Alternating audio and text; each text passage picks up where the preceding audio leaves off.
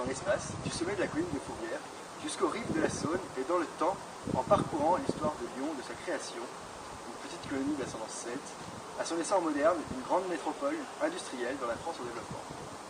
Et quoi de mieux pour commencer que de partir du haut de Fourvière, dont la vue sur Lyon d'aujourd'hui n'est pas moins majestueuse, pour revenir 6 siècles avant Jésus-Christ à la naissance de Lyon. Selon la mythologie celte, Momoros et Atebomaros s'étaient arrêtés en bordure de l'Arar, aujourd'hui appelée la Saône. Sur la demande d'un oracle, ils commencèrent à creuser les fondations d'une ville. Cet endroit fut aussitôt envahi de corbeaux à l'annonciateur du dieu Loum, d'où le nom de Loup de Loum, la colline de Loum. Avançons un peu dans l'histoire pour arriver à la première grande civilisation de Loup de Loum. Suivez-moi. L'avènement de l'époque gallo-romaine à Lyon correspond avec l'arrivée de la première grande divinité vénérée, Cybèle. À l'origine, divinité asiatique, Cybèle est adoptée en 205 avant notre ère par les Romains.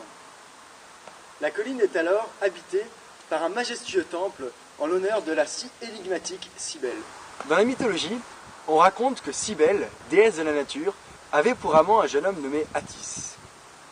Mais le jeune homme était indifférent à la passion de la déesse. Il s'apprêtait d'ailleurs à épouser une nymphe lorsque celle-ci, jalouse, le rendit fou au point qu'il se castra. Prise de remords, elle alla se confier à Zeus, qui accorda une forme d'éternité à Attis en le métamorphosant en pain. Mais l'essor de cette nouvelle métropole, se développant alors sur les bords de la Saône et la colline de Fourvière, n'est pas seulement dû à la si belle Cybèle. En effet, cette époque est aussi marquée par l'avènement de celui qui se fera ensuite appeler Empereur Claude en 10 avant Jésus-Christ.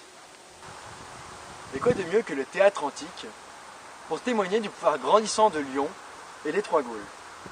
L'empereur Claude, institué en 41 après Jésus-Christ, est premier empereur romain né en Italie, régnant entre Caligula et Néron, deux leaders charismatiques de l'époque, n'en est pas moins passé inaperçu à la tête de l'empire gallo-romain. Bien qu'étant bègue, on se souvient de lui comme le premier grand défenseur des droits des Gaulois dans l'empire romain. On retrouve d'ailleurs, rue des Tables Claudiennes, une plaque de bronze brisée en deux, sur laquelle était inscrit un discours qu'il avait prononcé en faveur de l'entrée des citoyens gaulois au Sénat.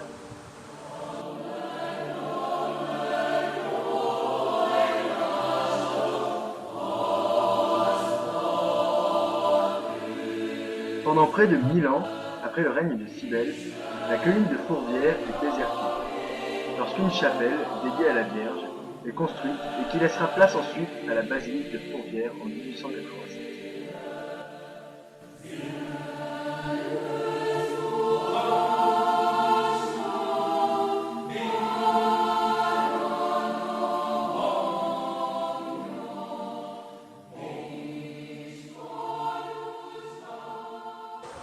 L'arrivée des chrétiens à Lyon est elle aussi entourée d'un mystère.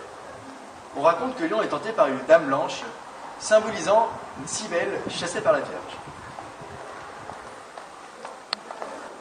Dès le IIe siècle, on assiste alors à la construction du premier monument symbolisant la grandeur des chrétiens.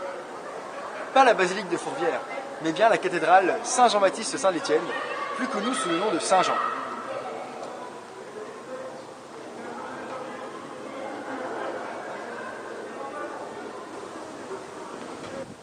Terminée en 1480, d'architecture éclectique mais dominée par le style gothique, elle est considérée aujourd'hui encore comme le cœur de la ville de Lyon. À partir de cette époque, on assiste à un accroissement fulgurant de la ferveur chrétienne à Lyon. Encore aujourd'hui, la ville garde une trace de cette servitude.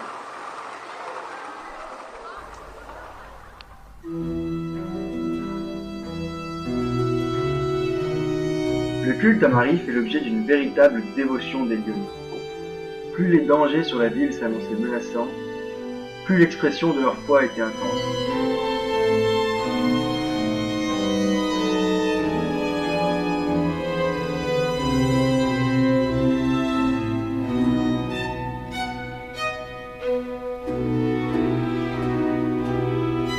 Parmi les vœux adressés à Marie, le plus connu reste celui formulé par les échevins, ceux que l'on appelle aujourd'hui les conseillers municipaux, en 1643.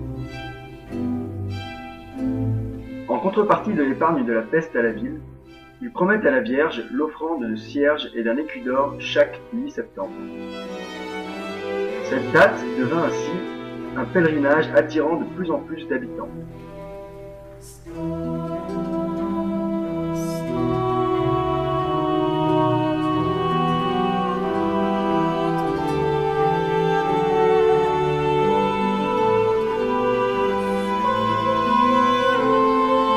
Mais en 1852, alors que le sanctuaire de Fourvière a été reconstruit, il est prévu l'inauguration d'une statue en or de la Vierge, œuvre du sculpteur Lionel Tabiche, futur auteur de la Vierge miraculeuse de Lourdes. Mais des pluies intempestives mirent cette année-là la Saône en trou, inondant les ateliers du sculpteur. On décida alors de reporter la cérémonie au 8 décembre. Ce jour-là, les Lyonnais allumèrent spontanément des lampions à leurs fenêtres, en signe d'adoration à la Vierge.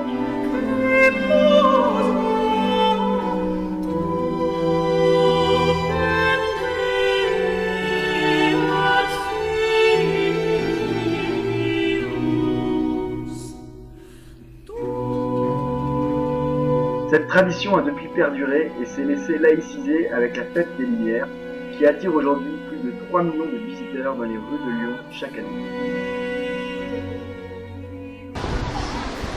Rapprochons-nous encore un peu des rives de la Saône pour arriver au funiculaire de Fourvière.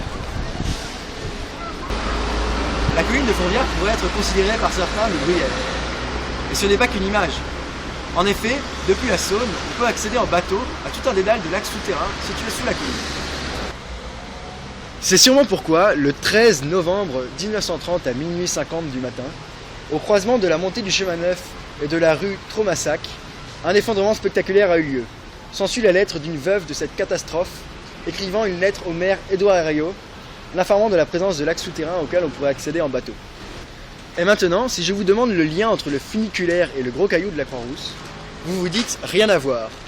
Et si, le gros caillou est en fait issu du creusement de ce funiculaire. Mais comment est-il arrivé à la Croix-Rousse alors? Pour les canuts, il serait le cœur d'un huissier prêt à expulser une famille qui ne pouvait pas payer son loyer. Dieu, passant par là, décida de le punir en le condamnant à rouler dans la ville son cœur de pierre jusqu'à ce qu'il trouve plus mauvais que lui. L'huissier arpenta toute la ville en vain. Mais au début du boulevard de la Croix-Rousse, le cours du caillou s'arrêta net, car l'huissier avait avisé pire que lui en la personne d'un marchand de biens.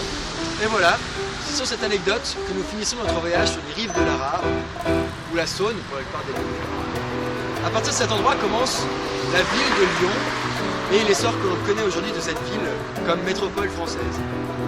Vous l'aurez compris, c'est bien de Fourvière que Lyon tire son identité.